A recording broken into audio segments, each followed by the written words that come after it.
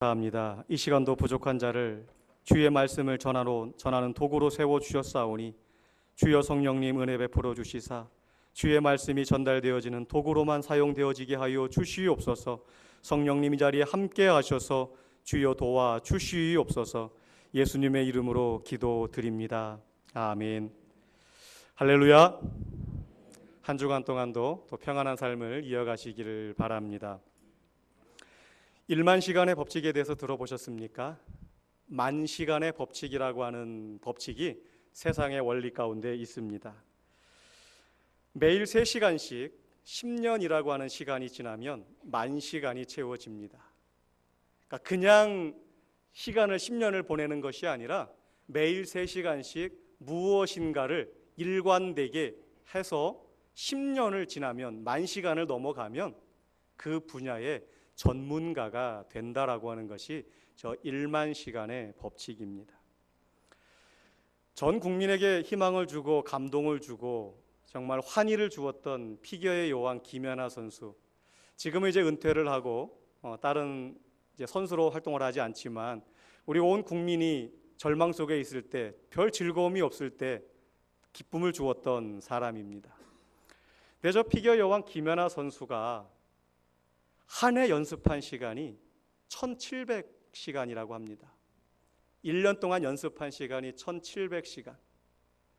김연아 선수가 7살 때 처음 피겨스케이팅을 시작을 했는데 국가대표로는 일찍 선발이 되어졌지만 전 세계적으로 또 우리 국민들에게 두각을 드러낸 것은 17살, 18살 무렵입니다. 거의 10년이 된 거죠. 1년에 연습한 시간이 1700시간인데 10년이면 몇 시간입니까? 네, 17,000시간.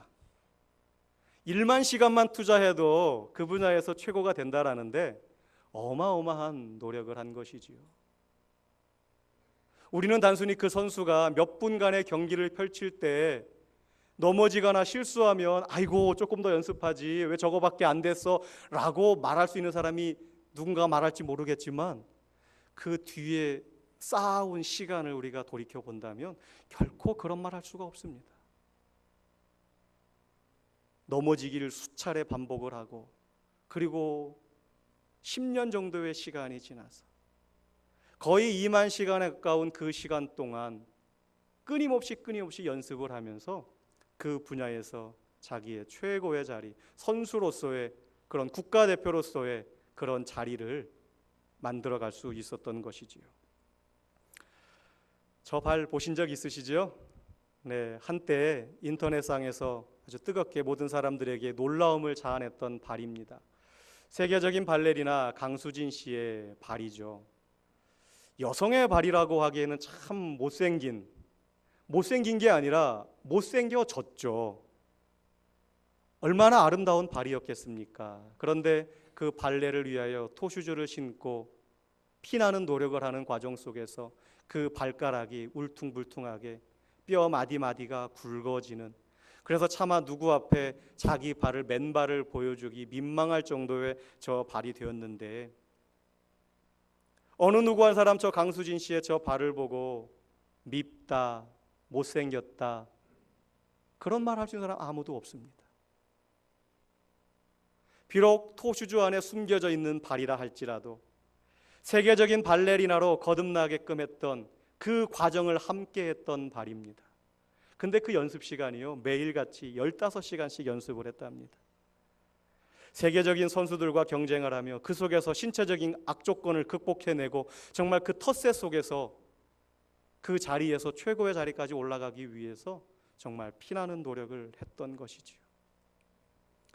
우리도 뭔가 우리가 꿈꾸는 그 자리를 위해서 준비하고 있습니다. 여러분들도 여러분들의 인생을 위해서 뭔가를 지금 준비해 가고 계시지 않습니까? 아름다운 노년을 위하여, 아름다운 중장년 때를 위하여, 아름다운 청년의 때를 위하여 아기 때부터 어른들, 청년들, 연세가 드셔도 끊임없이 뭔가를 준비해 가고 있습니다.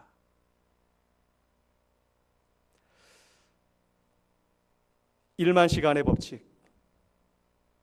우리는 상당히 많은 시간을 무엇인가를 이루기 위해서 투자를 하고 있다라고 하는 것입니다.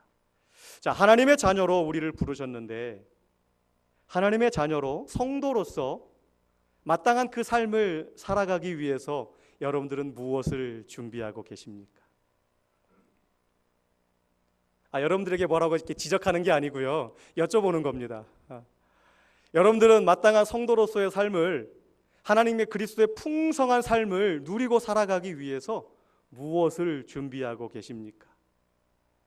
자, 일반 사회에서도 어느 사회든지 10년만 준비하면, 10년만 투자하면 어느 정도 그 분야에서는 경지에 이르른다고 하는데, 제가 볼 때 여기 계신 우리 대부분의 분들은 신앙생활 하신 지 10년 이상 되신 분들이 아마 절반 이상, 3분의 2는 되신 걸로 알고 있습니다. 자, 어느 정도 이제 그 경지에 도달하셨죠? 그렇게 누리고 살아가고 있잖아요. 우리가 다 쑥스러우셔가지고 차마 그렇다라고 대답은 못하실 줄로 압니다. 하지만 우리들 모두는 그리스도의 풍성한 장성한 분량에 이르기까지 우리가 그렇게 자라가야 됩니다. 이제 됐어라고 어떤 시련이 와도 내가 꿋꿋하게 서갈 수 있어, 나는 하나님의 자녀야 라고 하는 그러한 것들을 세상 가운데 드러내고 살아갈 때가 되었다라고 하는 것입니다. 아직 10년 미만이신 분들은 아직 희망을 가지십시오. 아직 조금 더 있어야 됩니다. 하지만 10년이 지나신 분들은 더 늦기 전에 다시 한번 돌이켜 보시길 바랍니다. 내가 그리스도의 자녀로 살아갈 준비를 내가 잘하고 있는가? 자, 오늘 말씀 속에서 하나님께서 성경 66권의 말씀 속에서 우리들에게 명령하십니다. 두 가지 명령을 내리시는데, 첫째는 세상을 떠나라. 세상을 떠나라고 명령하십니다. 이 말씀은 세상 가운데 내 육신의 욕심을 쫓아 살아가고 있던 우리들을 예수 그리스도의 보혈의 피로 우리를 살려내 주셨습니다. 건져내 주셨어요. 그래서 하나님의 자녀 삼아 주셨습니다. 이제는 삶의 우선순위를 바꾸어서 세상을 향하여 세상 가운데 속에서 좋아하던 것을 쫓아가지 말고 하나님 뜻대로 살아가라 말씀하고 있는 것입니다. 그런데 세상을 떠나서 하나님 말씀대로 살아가다 보면 늘 부딪힙니다. 내 원리와 하나님의 원리가, 세상의 원리와 하나님의 원리가 늘 부딪힙니다. 그러면 잘 살고 있는 것입니다. 이제 그 속에서 올바른 선택만 하면 되는 것입니다. 가족들과의 갈등도 있고 친한 사람들과의 갈등도 생깁니다. 예수님 안 믿었을 때는, 하나님의 자녀가 아니었을 때는 몰랐던 것들이 하나님의 자녀가 되고 난 다음에 왜 그렇게 제약이 많은지 모르겠어요. 못 갈 때가 왜 그렇게 많은지 모릅니다. 하지 말아야 될 것, 한다고 해서 죄는 아닌데 안 하는 것이 오히려 더 덕스러운 것이 얼마나 많은지 모릅니다. 그 상황 속에서 하나님은 우리들에게 다시 명령하십니다. 세상 속으로 들어가라. 그럼 다시 세상에 가서 옛날처럼 살라는 말씀인가? 그게 아니죠. 우리를 구원하신 그 하나님께서 이제 너희는 빛이요 소금이다. 저 세상 속으로 들어가서 저 세상을 나의 나라로, 하나님의 나라로 변화시켜라, 회복시켜라. 우리에게 그렇게 명령하고 계신 것입니다. 우리로 하여금 우리를 세상 가운데 속에서 구원해내신 그 하나님께서 우리를 다시금 세상 속으로 보내시면서 이 땅이 하나님의 나라로 아름답게 변화되어지기를 원하시고, 그 일들을 바로 내가, 여러분들이 하기를 하나님께서 원하신다라고 하는 것입니다. 이스라엘 백성들이 광야에서 40년간 생활을 했잖아요. 애굽에서 종살이 하다가 벗어나서 40년간 광야에서 생활을 하는데, 광야는 아무것도 없는 곳입니다. 추위와 더위, 낮에는 엄청나게 덥고 밤에는 엄청나게 춥고 먹을 것도 없는 그런 땅이었습니다. 그런데요, 이스라엘 백성들에게 그 광야는 특별한 의미가 있습니다. 40년 그 광야 생활하는 그 기간 동안에 이스라엘 백성들은 살아계신 하나님을 체험하였습니다. 그 속에서 때때로 인도하시는, 때마다 철마다 인도하시는 하나님의 은혜를, 살아계신 하나님을 체험하였습니다. 그리고 그 속에서 하나님의 백성의 정체성을 깨닫게 되었죠. 자기가 누구인지 자신의 정체성을 깨달았던 데가 바로 광야였습니다. 애굽에서 430년간 종살이하며 대대손손 이어내려오며 종살이하면서 하나님에 대한 그런 마음이 사라졌고 하나님의 자녀로서의 그런 자부심도 없었고 아무런 프라이드가 없었는데 내가 누구인가 그런 상황에서 하나님께서 그들을 광야로 이끌어내시고 그 속에서 40년간 생활하는 동안에 살아계신 하나님을 체험하게 하시며 하나님의 백성으로서의 정체성을 새롭게 하셨던 때가 바로 광야에서의 삶이었습니다. 그리고 더 나아가서 광야의 삶이 비참하고 최고로 가난한, 먹을 것조차도 제대로 없었던, 오죽했으면 우리가 애굽 땅에 남아 있었으면, 종살이하고 있었으면 하다못해 부추라도 더 먹었을 텐데 이 광야 땅에는 아무것도 없구나, 그렇게 하소연했었지만 결국 그들은 살아계신 하나님 말씀 하나만 붙잡는 그러한 훈련을 40년간 해왔던 것입니다. 하나님의 말씀을 붙잡는 것이 인생의 승리라고 하는 것을 그들은 광야 기간에 깨달았던 것입니다. 자, 이제 광야를 뒤로하고 가나안 땅을 향하여 이제 힘찬 발걸음을 내디디려고 하는 지금 이때에 하나님께서 여호수아와 이스라엘 백성들에게 요구하시는 것이 과연 무엇일까요? 이제 광야 생활을 마무리 짓고 젖과 꿀이 흐르는 하나님께서 약속하신 그 언약의 땅, 광야의 땅을 들어가려고 하는 그 시점에서 하나님, 우리가 뭐 준비할까요?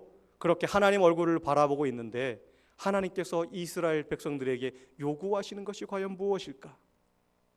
그것은 바로 너희가 광야에서 연습했던 하나님의 말씀 하나만 붙잡는 그것을 가지고 저 가나안 땅을 정복하라. 지금 그것을 말씀하고 계십니다. 이스라엘 백성들이 광야에 있을 때나 아니면 가나안 땅에 들어간다 하더라도 삶의 환경은 바뀌지만 본질은 잃어버리지 말라는 것입니다. 아무것도 없는 정말 극도로 가난해 있었던 그 광야 때나 아니면 너희들이 앞으로 들어가 살게 될 저 가나안 땅에 들어가서 살든지 간에 지금까지 붙잡고 살아온 것을 놓치지 말라는 것입니다. 아이고 하나님, 저희가 지금까지는 아무것도 안 하고 그냥 이렇게 살아왔는데 저희도 염치가 있지요. 저희가 어떻게 좀 뭐 좀 해야 되지 않겠습니까?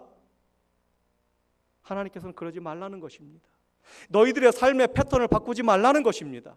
지금까지 살아왔던 대로 하나님 말씀 하나만 붙잡고 나아갈 것을 하나님은 요구하십니다. 오직 하나님의 말씀을 붙잡고 살아갈 때 복된 삶, 승리의 삶이 하나님의 능력 가운데 우리들에게 이루어진다라고 하는 것입니다.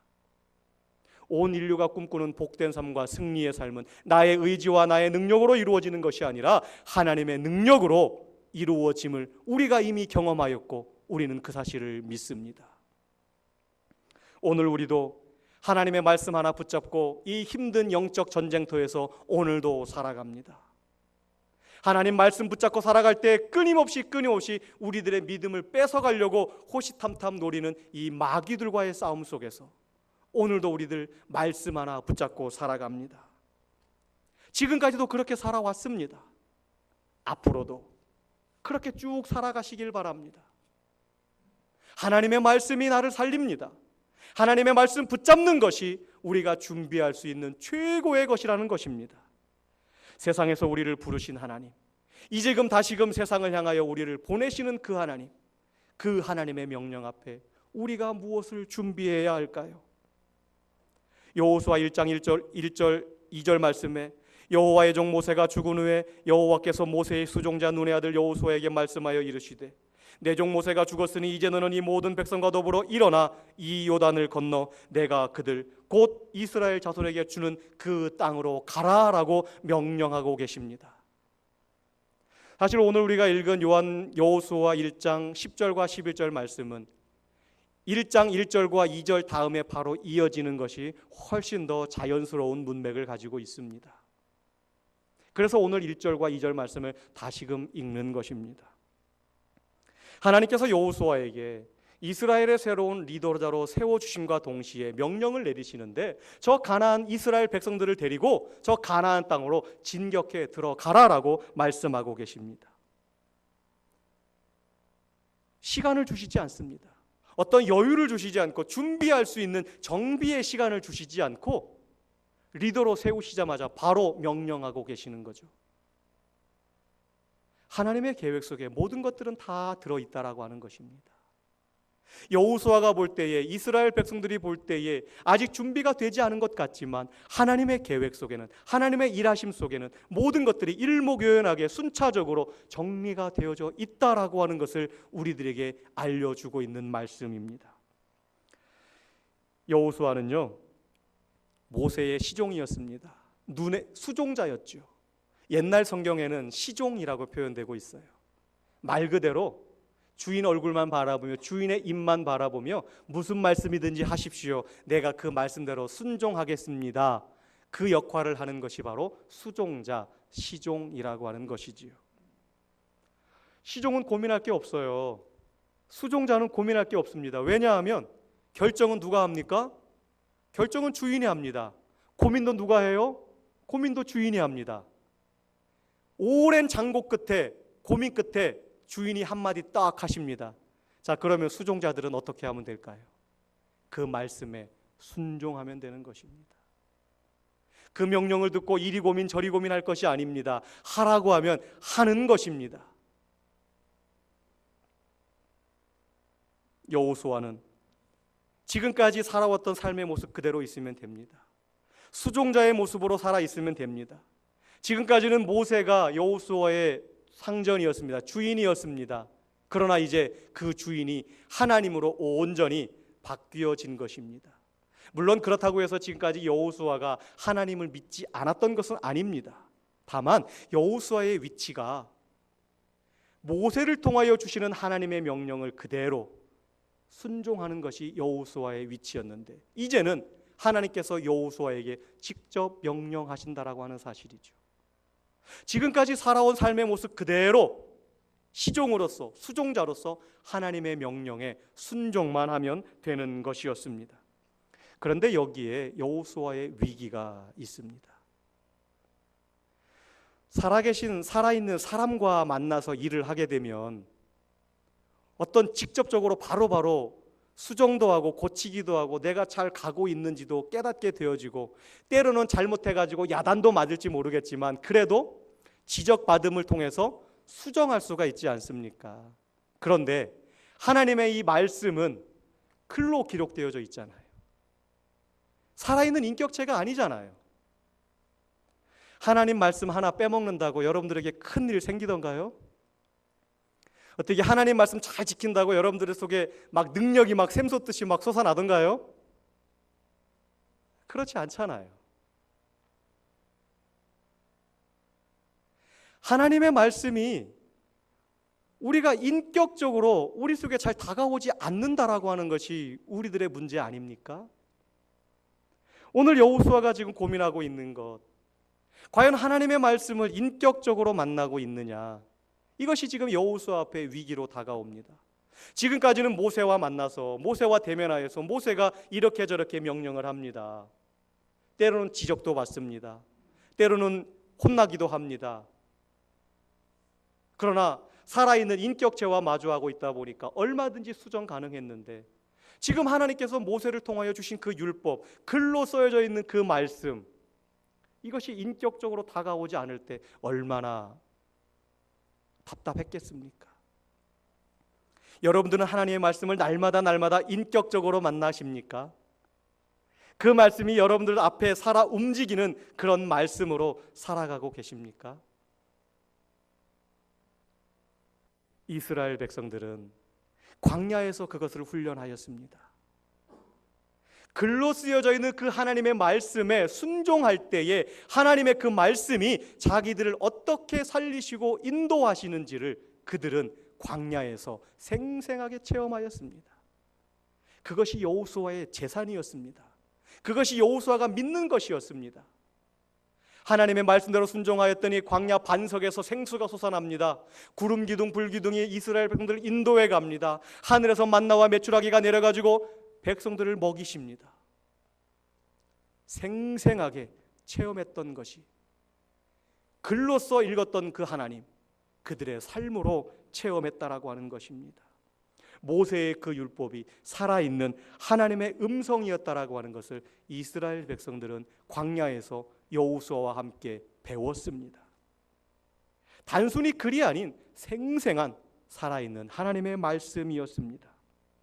하나님께서 요단강까지 가라, 저기까지 가라라고 하면 가면 되는 것입니다. 여기 멈추어라 그러면 멈추면 되는 것이었습니다. 다리를 만들라 그러면 다리를 만들면 되는 것이었고, 건너가라 그러면 건너가면 되는 것이었습니다. 지금까지 광야에서 그것을 훈련받아온 것이었습니다. 오늘 말씀에서 하나님께서는 여호수아에게 이 요단을 건너가라 말씀하십니다. 이 요단을 건너라 말씀하십니다.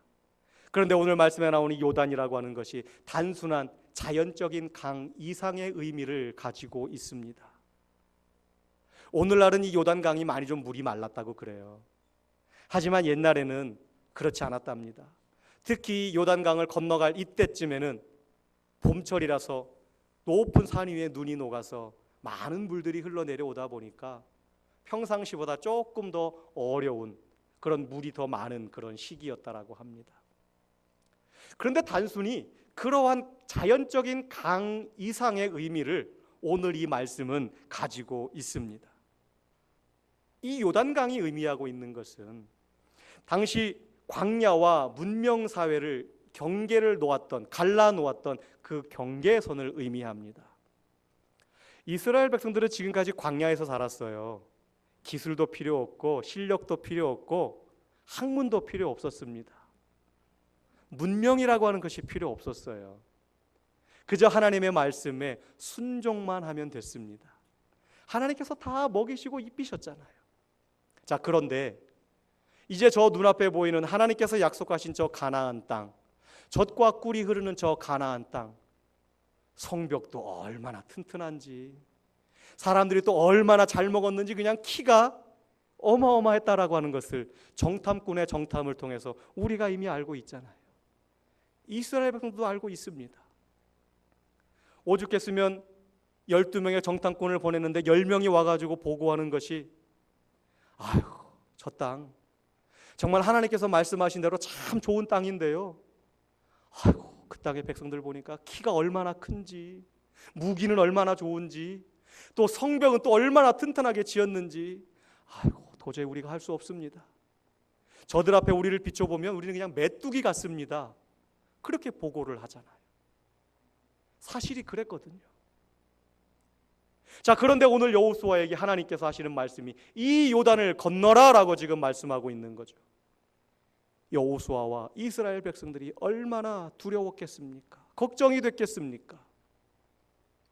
우리가 제천 땅에 살다가 저기 전라도 땅이나 경상도 땅으로 이사만 가도 과연 가서 잘 살 수 있을까? 걱정되잖아요.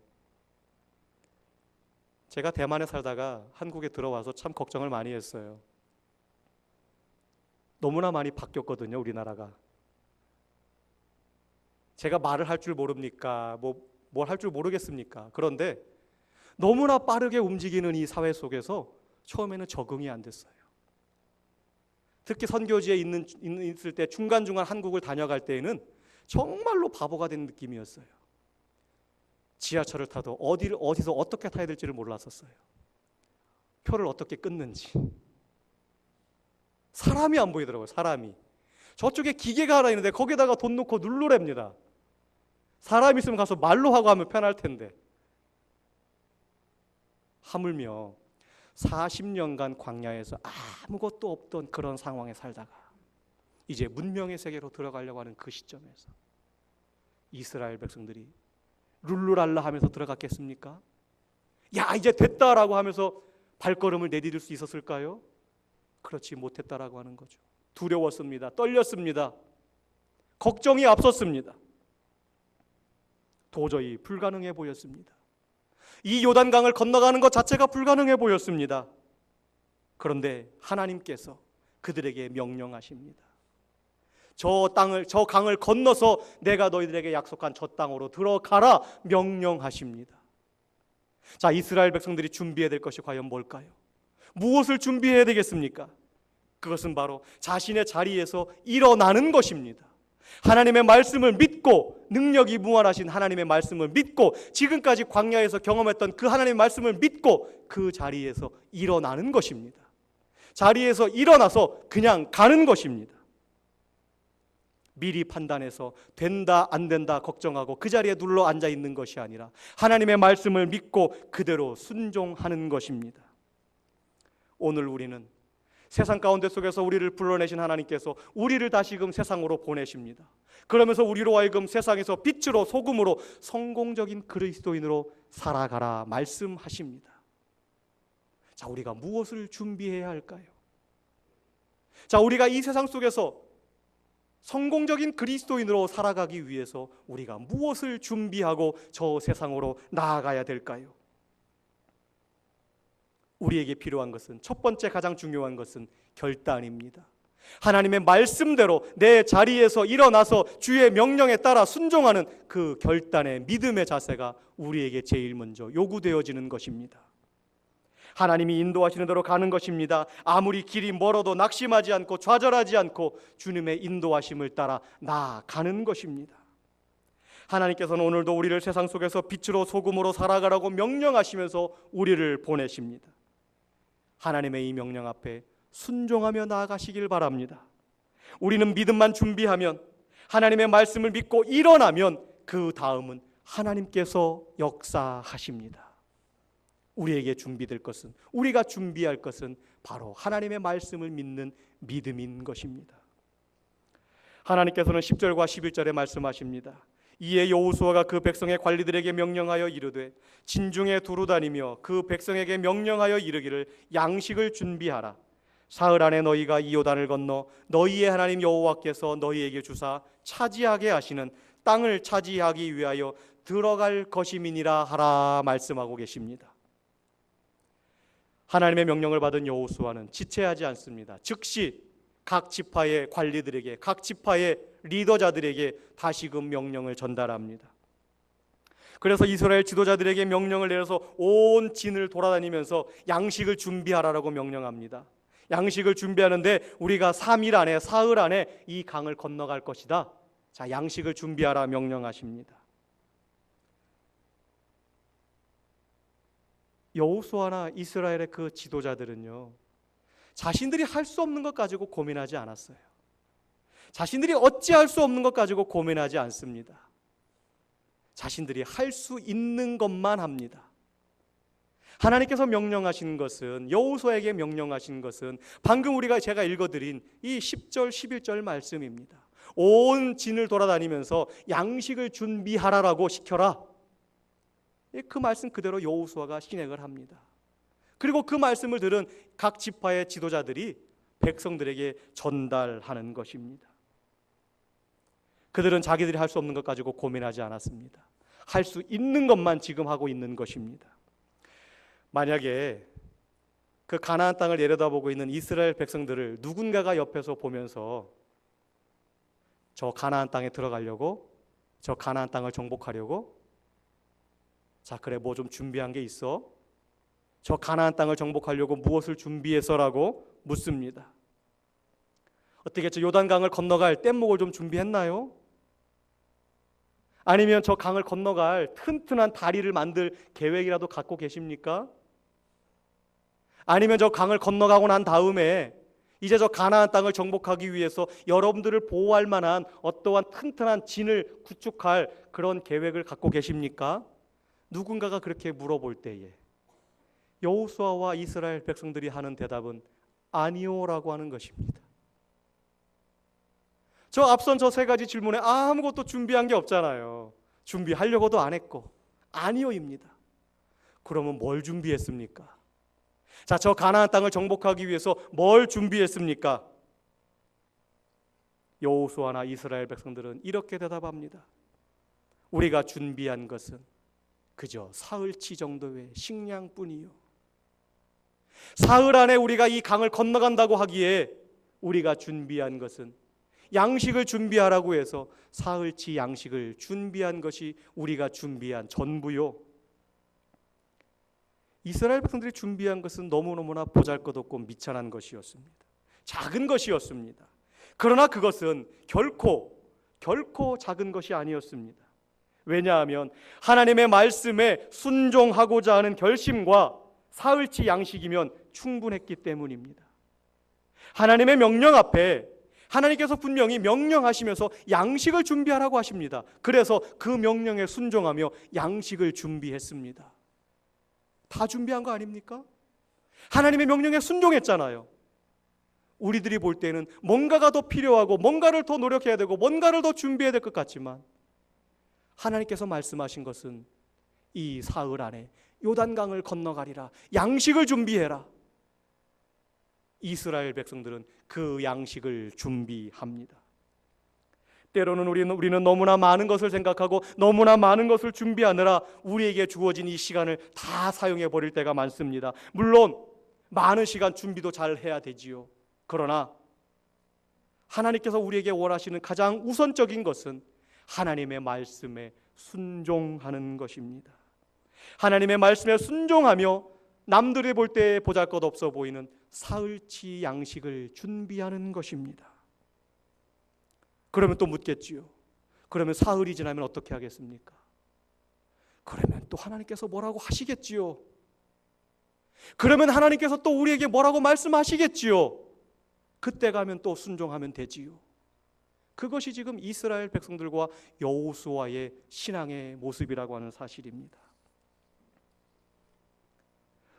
우리의 과거의 생각이나 경험을 내려놓고 하나님의 말씀을 잡아야 합니다. 나의 경험이나 나의 능력이나 나의 과거가 우선이 아닙니다.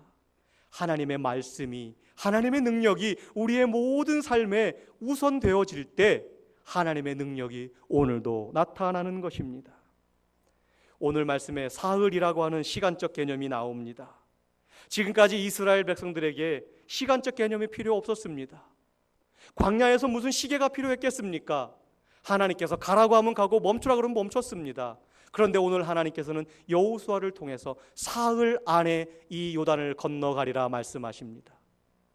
시간적 개념을 말씀하시면서 다시금 이스라엘 백성들을 이제 시간의 현실 속으로 하나님께서 보내고 계십니다.